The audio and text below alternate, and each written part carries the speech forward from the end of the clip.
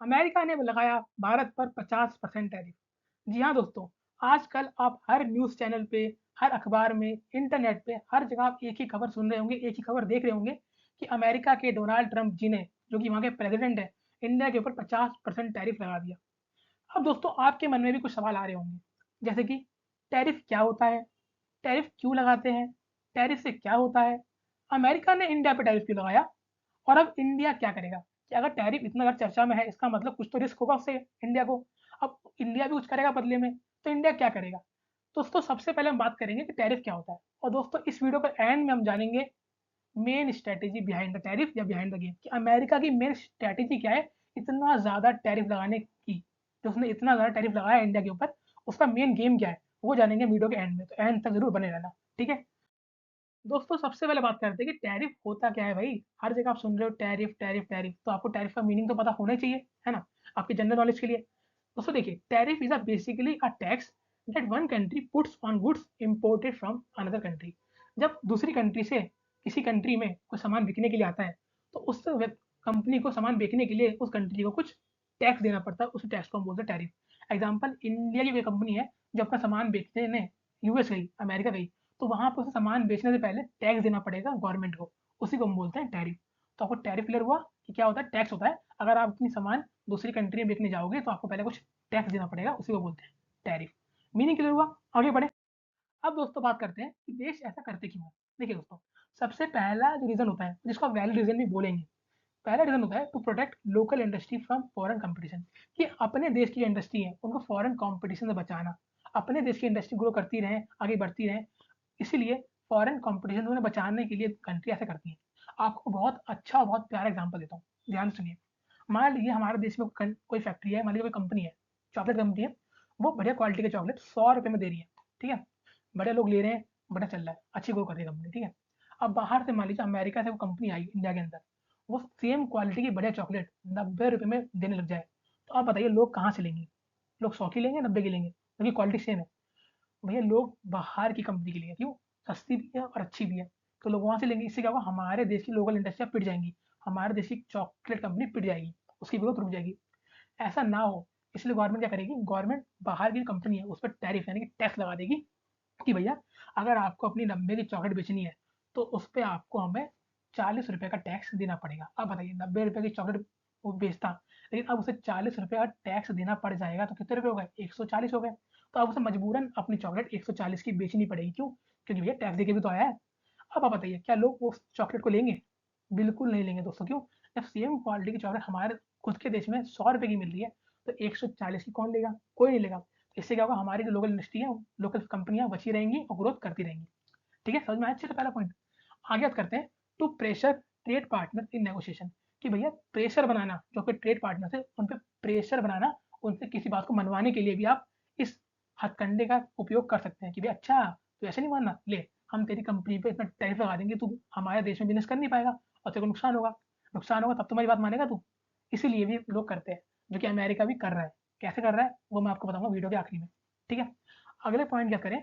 To respond to trade dispute, कभी-कभार 2 देशों के बीच में ट्रेड डिस्प्यूट भी हो जाता है, उसको रिस्पॉन्ड करने के लिए भी हम इस हथकंडे का उपयोग करते हैं।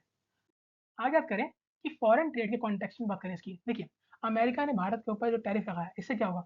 इससे भारत के जो एक्सपोर्टर है, भारत की जो कंपनियाँ हैं, उनको एक्स्ट्रा टैक्स देना पड़ेगा, एक्स्ट्रा पैसा देना पड़ेगा अमेरिका में अपना माल बेचने के लिए। अभी आपको एग्ज़ाम्पल देता ना सेम, ठीक है? जैसे कि हमारी इंडिया की कोई स्टील की कंपनी है, अगर उसको स्टील बेचनी है इंडिया की स्टील उसे अमेरिका में बेचनी है और अमेरिका ने 20% का टैरिफ लगा दिया, तो इसका मतलब क्या हुआ? स्टील महँगी हो गई। तो सब स्टील महँगी अगर बेचने जाएगा तो वो कोई लेगा वहाँ पे? कोई भी नहीं लेगा, है ना? जब उनकी खुद की कंपनी में सस्ती स्टील मिल रही होगी, आप इसको चॉकलेट वाले एग्ज़ाम्पल से कंपेयर कर लो, है ना? जब उनकी खुद की कंपनी सस्ती देगी स्टील और हमारी कंपनी टैक्स देके जाके महँगी देगी, तो कोई नहीं लेगा, है ना? आगे बात करें इम्पैक्ट टैरिफ। अब ये देखिए, टैरिफ का यानी जो टैक्स लगाया है अमेरिका ने या कोई भी कंट्री लगाती है, तो इसका इम्पैक्ट क्या होता है? देखिए, सबसे पहला एक्सपोर्ट स्लो डाउन।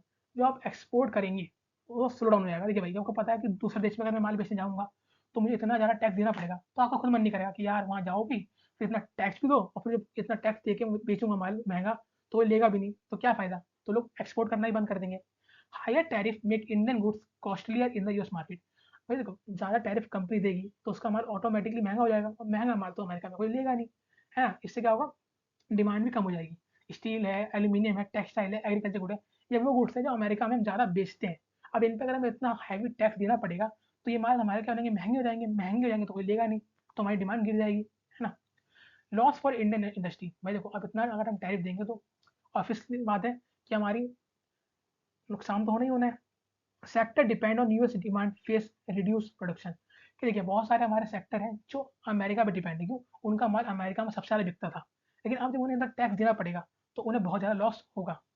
और इससे क्या होगा दोस्तों, इससे एक लॉस वहाँ तो होगा कंपनियों को लॉस मतलब हमें लॉस, क्यों? जब कंपनियों को इतना ज़्यादा खर्चा उठाना पड़ेगा तो क्या करेंगे, वो लोगों को काम से हटाएंगे, ले ऑफ होगा, ले ऑफ मतलब लोगों को नौकरियों से निकालेंगे, लोगों को नौकरियों से निकालेंगे तो कितनी ज़्यादा दिक्कत होगी।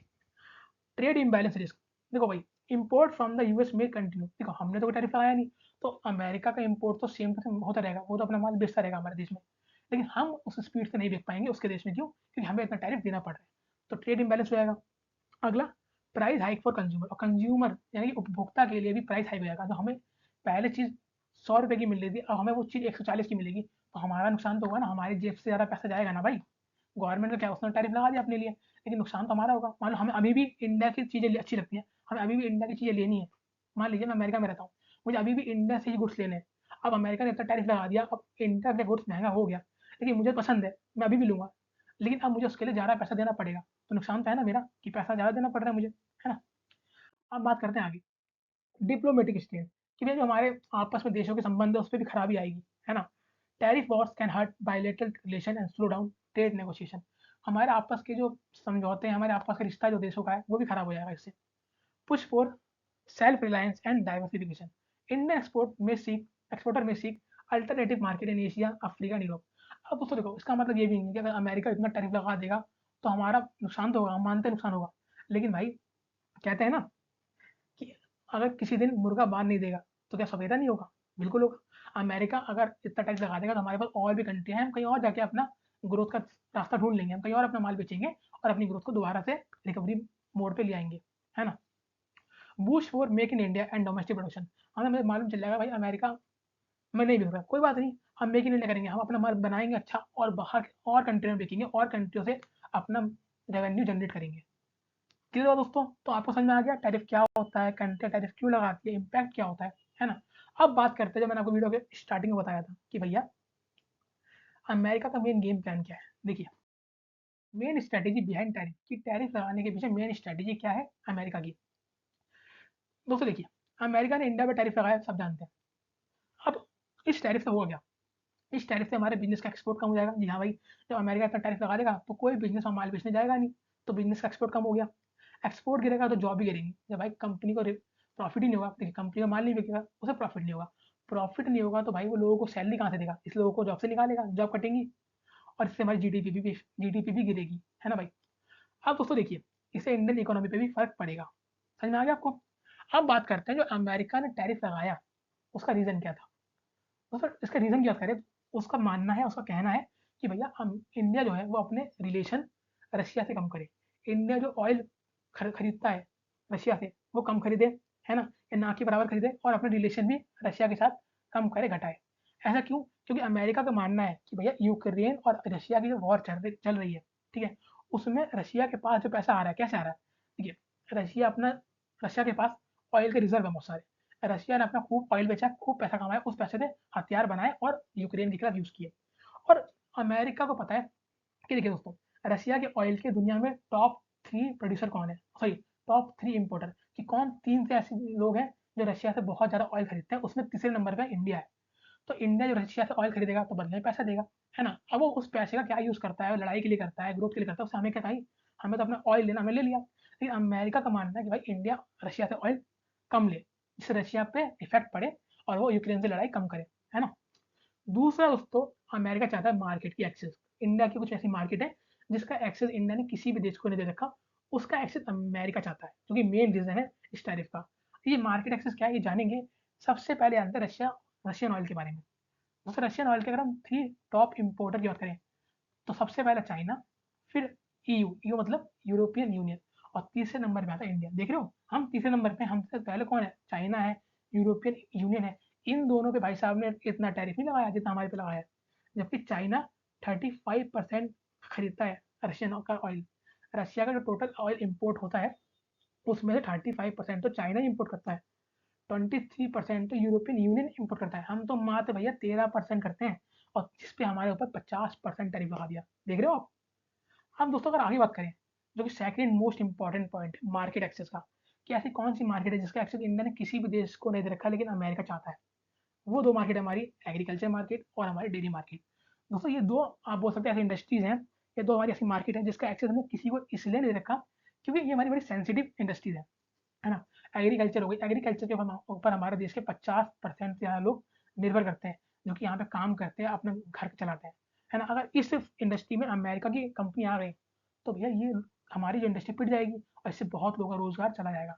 दूसरा डेयरी के में भी सेम है, डेयरी में हमारी जो आपकी इंडिया की कंपनी अमूल हो गई, मदर डेयरी हो गई, नंदिनी हो गई, ये इतना अच्छा कर रही है, लेकिन जब अमेरिका की आ जाएंगी, तो इनकी भी ग्रोथ पिट जाएगी।